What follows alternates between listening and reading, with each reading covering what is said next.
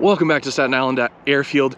We're out here today to talk about DJI because DJI released a new set of goggles, the goggles Integra. Once again, DJI naming their stuff in insane ways that make no sense. But I want to talk today about who those goggles make sense for, what those goggles are. I physically touched them. I have not flown them. I've also flown the goggles too 3 or 4 times now. Currently don't own a set, which that may change soon. Before we dive into the pros and cons, I want to say up front, these goggles are not an upgrade to the goggles V2. If you desperately want to hide your battery inside the head strap and you want to never have to connect your phone for remote ID on your Avata, then technically these may be an upgrade. But really these are kind of a feature stripped version of the goggles too, to make them a little bit more consumer oriented, as well as make them a little cheaper so they can sell the Avata for slightly less.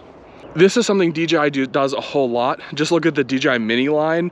They basically release a stripped down feature version after they've sold through that original version. So like the Mini 3 Pro, first one to come out, it really covers the development cost of that drone. And then they release the Mini 3 Classic or Mini 3 SE version. I don't think they've released an SE version yet, but those are basically just stripped down versions for slightly less money.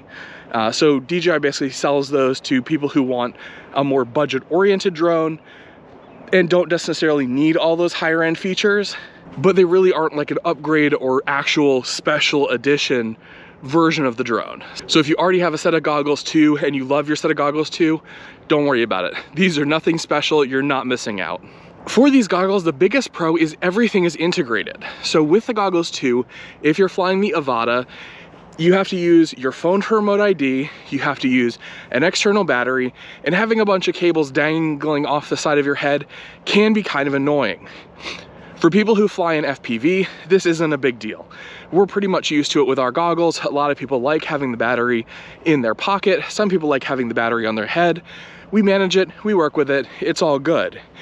For people who are buying the Avata, who are really more consumer drone enthusiasts, they don't want a lot of the faff, and they also don't need a lot of the customization and unique features, that something that is more bespoke to the task at hand. These goggles are great. They're a huge improvement in usability, huge improvement in just kind of a polished product. While these goggles may not be targeted at the traditional FPV audience, they're also compatible with the old Air Unit, the old Vista, the RunCam Link, basically that Air Unit Lite from the previous generation system, if you're running that newer firmware that works with the goggles too. That way, if you do decide to pick up these goggles or you buy that newer Avata kit, these goggles will work if you decide to start flying some DIY drones along with the Avata. Another big advantage is the price. Instead of being $650, these guys are $499. So there is a $150 price difference, which can be beneficial if you're looking to save some money and you still want to get into a DJI set of goggles. In addition to that, it also takes away the stupid touchpad that's on the side, which I am not a big fan of, but they go to a traditional joystick control, which is very nice. I think it's a decent benefit for people who really didn't like the touchpad. I'm gonna put this in between the positives and negatives, but one of the biggest issues people had with the goggles too, the same form factor that the new goggles are in, was the fit. And from at least my first hands-on experience, these goggles fit identical. So if the goggles 2 didn't work for you, these are no better. If the goggles 2 did work for you, these fit fine. Now transitioning onto the negatives for the goggles Integra, starting out with the strap itself. While it is a plus that everything is integrated into the back, and if you're flying Avata, having the GPS integrated there too, means that you don't have to have any cables hanging off your face.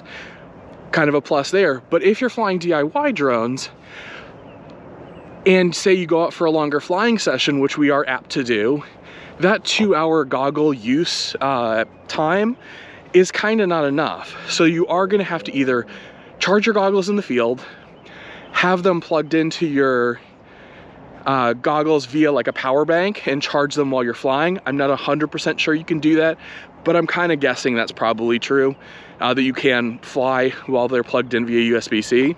And then obviously if your battery breaks or your strap breaks, something like that, you're basically out of luck because you can't use a custom strap. There is no traditional power plug on those goggles.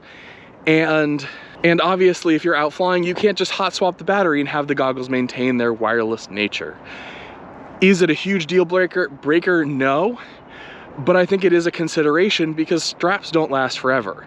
I do think the cable that's in there that connects the battery to the goggles, that is going to be as durable as anything else. Just look at those old little cables that they used to include with the Mavic Pro to connect your phone to the controller itself. I don't think I've ever seen one of those broken. DJI knows how to do that. But the strap, I don't see lasting as long. That elastic is gonna wear out. And if you have to replace that strap, do you have to replace the battery and that cable? Because that strap might be real expensive. Just something to consider, and I think it is a negative of having that battery built in. Speaking of that little puck on the back, there's also a GPS module in there. For the Avata, great, because it means you don't have to have your phone plugged in to your goggles every time you wanna fly because remote ID here in the US. If you're flying DIY drones though, this may mean you have remote ID on your O3 Air Unit quads and your DJI Air Unit and your Vista quads that are connected to your goggles Integra. Is this the case? I'm not 100% sure, but I'm not willing to rule it out. Because usually when you get something from DJI, they kind of give you a little something that you want, but it usually comes with oh, but this is the case too. And I think this may be that this is the downside of that integrated GPS. Again, if you're flying the Avata, you already have to deal with remote ID. I don't think you've got another option. So this is a good improvement and kind of user interface improvement. If you're just flying DIY drones, I don't know that you really want to have something that has built-in remote ID like this, because you may be forced into a situation where you now can't fly without remote ID. Say if you're at a field like this that is a FRIA, or you're somewhere else where you don't need remote ID and you don't want to be broadcasting your information to everybody that has a smartphone around you. In addition to that, the other thing that's removed from the goggles Integra is the focal adjustment inside the goggles. It looks like they include basically little lenses that allow you to change the focal length. If you're in the field and you want to show your friend what you just did and you pass him the goggles and say he wears glasses and can't get close enough to your goggles to see what you're seeing, it does kind of limit them. Having the adjustment there on your goggles means that if you want to show your friend something, or you want to share your goggles with your significant other, something like that, it's going to be a little bit more challenging, and I don't know that that's a great thing. So it's kind of a bummer that they remove that focal adjustment from the bottom of the goggles, but again, it's to save money, to make these goggles cheaper. I see why they did it. I don't know that I necessarily like it. That brings us to the big question of who are these goggles for? And to be honest, for me, I think these goggles are perfect for somebody who wants to fly the Avata, and that's it. It is easy to connect, it's easy to use, it's the most consumer-friendly pair of goggles that DJI has made because everything's integrated. I feel it resembles a lot of what makes the Oculus Quest, or I guess Meta Quest now, special. It's wireless, it's cableless, it's simple, it's clean, it's elegant. Because of that elegance, I think for somebody flying DIY quads either primarily or with the intention of flying DIY quads, I think you're better served either by the goggles V2 or the goggles 2. Once again, I hate DJI's naming system, but I think both of those goggles offer more functionality, they offer more customization, they're a little bit more open as far as DJI goes, it gets about as open as it gets. And there's a lot more community support. In the case of the goggles V2, it means you have the WTFOS firmware, which allows you to do a whole bunch of unique things. On the side of the goggles 2, it means you have that additional power port and data port, which could be used for just different functionality. The goggles Integra really don't have any of those inputs and additional features, like there's no Wi-Fi, there's no Bluetooth, both of that stripped out. That could lead to other functionality on the DIY side. I think, again, if you're just flying the Avata and that's it, goggles Integra are a great consumer-focused goggle for those customers. If you're flying DIY and you want to fly DIY and you absolutely must have the goggles 2, or the goggles 2 form factor, get the goggles too. Spend that extra $150. I think the goggles too will end up serving you better. You also have the diopter adjustment if your eyes are not 20/20 perfect and you wear corrective lenses or you wear corrective contacts. If you want my recommendation for the best DJI goggles, get the Goggles V2 while you can, because I think the Goggles V2 have the customization. They connect to pretty much everything: air units, Vistas, O3 air units, the DJI Potato drone, and the Avata. So as far as flexibility, performance, everything except screen quality, I think the Goggles V2 are still the king of the pile. Honestly, I think their fit is still probably the best DJI has produced. I do think the original foam kind of sucks, so you do need aftermarket foam on the V2 goggles, I think, to make them super comfortable.